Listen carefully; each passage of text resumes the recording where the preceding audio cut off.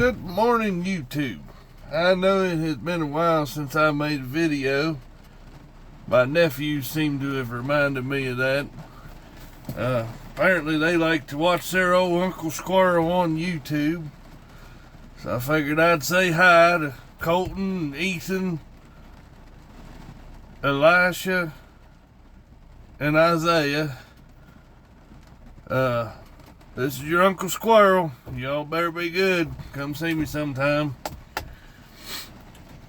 Well, I do believe the weather is sour today. It is raining, thundering, lightning. But anyway, the reason I ain't made a video is we went on our little family camping trip. And it was a really good time. All the kids had a ball. You know, it's always a really good time, very enjoyable when we all get together.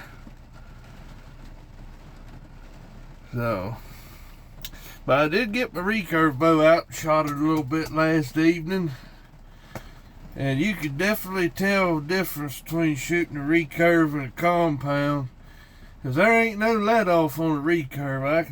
I shot it about 12 times. I think I got a, what is it, a 50 pound draw at 28 inches? 45 or 50 pound draw at 28 inches. And my draw length is, with a recurve, is about 31. So it's a good bit of weight, because every inch over 28 inches, I think you add like 10 pounds of draw weight or something. But yeah, I got all that done. And did a few little things there around the house last evening. But yeah, I've been hitting the ground hard, working every day, other than when we went on our camping trip. We left on Friday. We got back on Tuesday. So yeah, I ain't had a whole lot of opportunity to make a video. But that's why we've just been working, going on a camping trip, and yeah. But anyway, the pappy mobile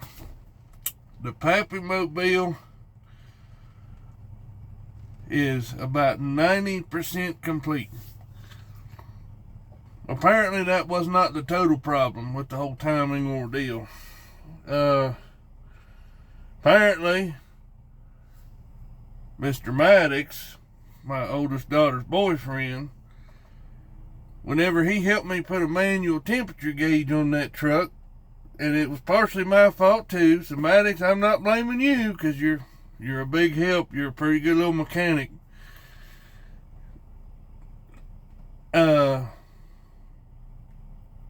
We thought the temperature gauge, the original factory temperature gauge, did not work in that truck.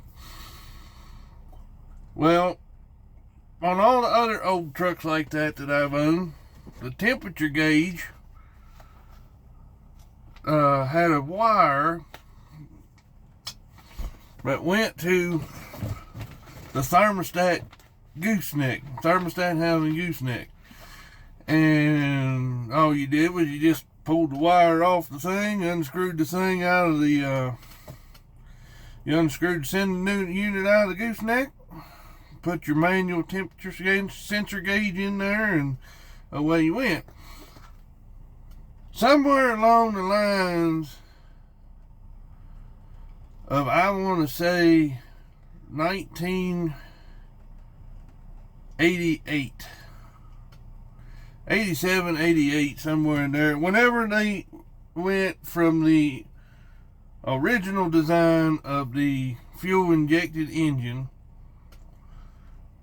and they advanced technologied it somewhere along 1989, apparently the temperature gauge sending unit is somewhere totally different, because what we unplugged and unscrewed was the engine coolant temperature sensor which tells the engine how rich or how lean to make it, and tells it due to the engine temperature, because if your engine's cold, it's going to burn a little richer. And if your engine's warm, it'll adjust the fuel mixture to a little bit leaner, and it'll adjust the timing accordingly in the computer. So that piece should be in the mailbox today when I get home from work. And then I'll swap that out.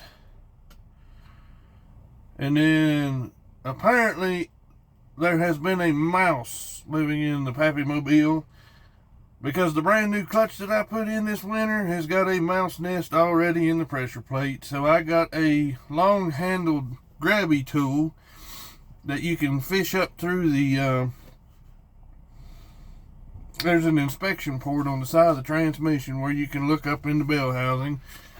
I got a little grabby tool from Walmart. It's like $11. Wonderful little contraption. And it's a spring-loaded thing, so whenever you push a button in, the claws open up. And whenever you let the button out, they'll close together. And they close together tight.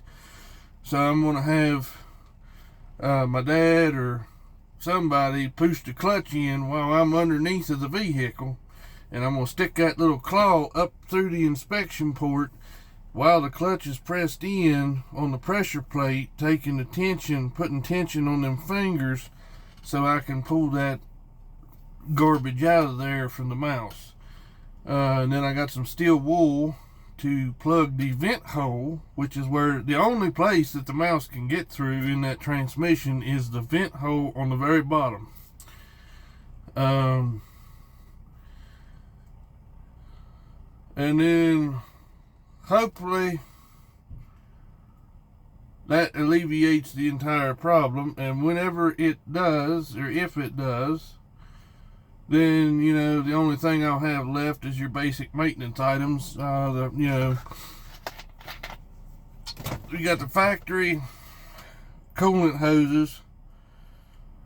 They're okay for now, but they'll probably need replaced by next year. And you got the factory heater hoses.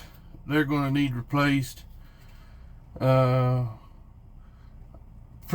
wouldn't hurt to put a new thermostat in it sometime this fall, maybe. But next spring I'm going to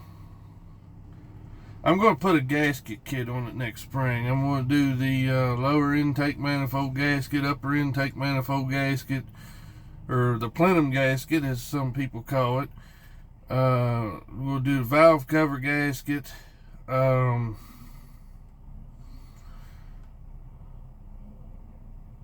And I'm probably going to replace the fuel filter again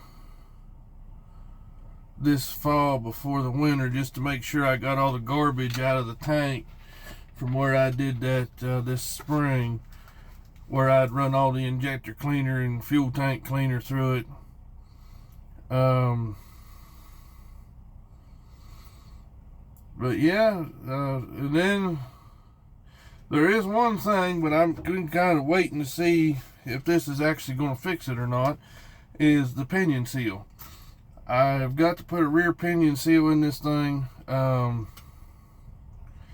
don't have to, but you know, I'm not one to have oil dripping out of something. It bugs me horrible. And like I said in one of the earlier videos, you don't want to get water down in your differential coming up close to winter and stuff, especially if you go like where I go. I gotta cross a river to get into where I hunt. So I'm going to do that, and the differential housing needs a new vent hose on the front differential, which is where my grandpappy got water in the differential, and it froze up in four-wheel drive, but it went fine in two-wheel drive. And then the back one is also missing. So I'm gonna get a couple vent hoses for it, and I may take it to get a front end alignment. I don't know. It's not really pulling to one side or anything. I think that's just something to do with, because whenever it was running horrible, like the whole transmission and transfer case and engine would like flop over. And I don't think it was from the motor mounts and transmission mounts. I think are okay. I think it was just whenever it did that, it just basically twisted, kind of just twisted the whole frame. The frame was made to have a little give, and I think that's all that was just a little give. But yeah, hopefully then it'll be all right. Trying to think, but that should be it for the Pappy Mobile. And then I think I am going to paint it. I wasn't sure if I was going to or not, but I think I am. Once I get all that fixed, it may not be this year. If anything, I'll just throw some primer gray on it and rattle can the frame or something. But the frame ain't rusted, the body ain't rusted. It's just got a little surface rust where the paint wore off over the years. And I did notice something interesting about this truck. Most of your 300 6-cylinders, your manifold comes down into one exhaust port. Well, this one comes down into two. You got one manifold on the 300, but it's got two exhaust outlets. So what I'm thinking about doing is on the 87 I put a shorty tailpipe. I run the tailpipe out in front of the tire, and I put I can't remember what kind of muffler it was on it, but I put some kind of a muffler on it. Really gave it a nice rumble for a 6-cylinder. Which them 300s, they do got a pretty good sound to them for being a 6-cylinder. So we're going to do that. And then I got some new, my grandpappy had the foot pedal, like your clutch pedal pad and your brake pad and stuff. He had them duct taped on. I got new to replace them. And I also got, I don't know if you remember me talking about this in one of the earlier videos, but whenever he got it, the key ignition didn't work. And he run a couple wires up through the steering column to where he could hotwire it, like just touch them to run the starter. Then he put a horn button on it, which was a little safer, because he had a habit of doing stuff to make it work. It wasn't exactly safe, or sometimes, you know how older people are. If it works, it works, and if it don't, it don't. And they make it work.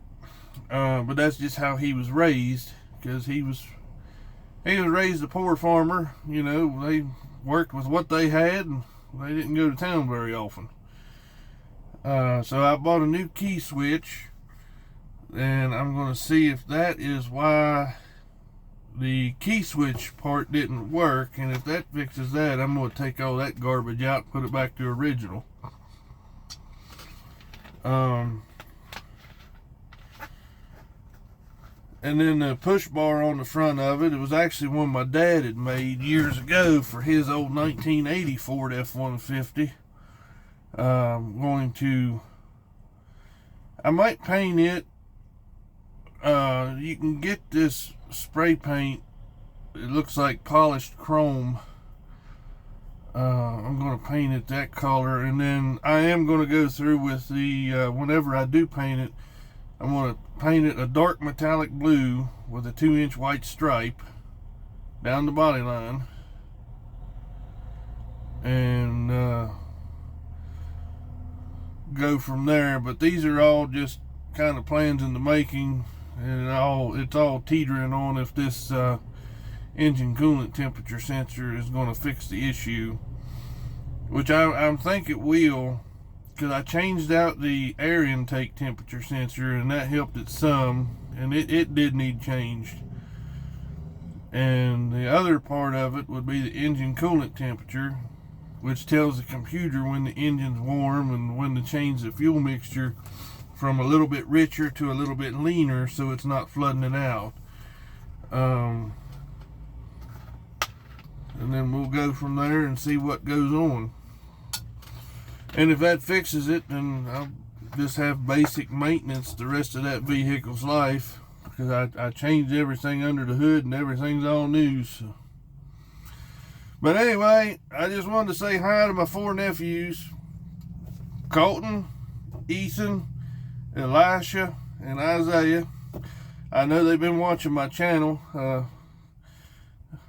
Matter of fact, Colton commented on it and said this was his favorite entertainment. So there you go, Colton. That's why I ain't made a video. I've been hitting the ground running.